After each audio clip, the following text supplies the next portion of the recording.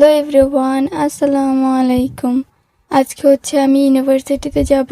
And আমি ইউনিভার্সিটিতে আগেও 2-3 দিন গেছিলাম, কিন্তু ভিডিও করা হয় নাই। কিন্তু আজকে ভাবতেছি আমি ভিডিও করব, তার জন্য আমি রেডি হয়ে গেছি। এখন বের হয়ে যাব।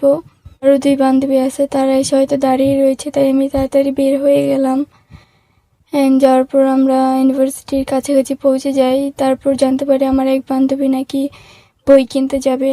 যাওয়ার পরে ওখানে বৃষ্টি নেমে যায় অ্যান্ড অনেক ঝামেলায় পড়ে যায়, তাই ভিডিও করা হয় নাই। অনেক কষ্ট করে একটা রিক্সা পাইছি, তাও একদম ভিজে, অবস্থা খারাপ।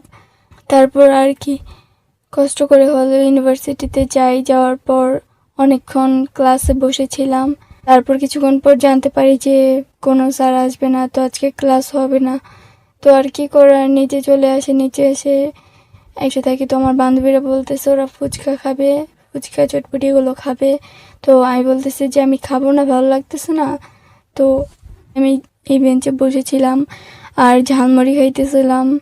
বান্ধবীর ব্যাগে বইগুলো নিয়ে বসেছিলাম। তারপর আর কি ওরা সবাই এখানে এসে বসে। তারপর আমরা কিছুক্ষণ আড্ডা দিই। তারপর দিয়ে মেয়ে বাসায় চলে যাই। অ্যান্ড কী বলবো, একদম আজকে জানি না ভিডিও করতেছে বলে কি দিনটা খারাপ গেল। যাই হোক, সকালে বের হয়েছিলাম, অনেক সুন্দর আবহাওয়া ছিল, কিন্তু কলেজে যাওয়ার সময় আবহাওয়া খারাপ হয়ে যায়।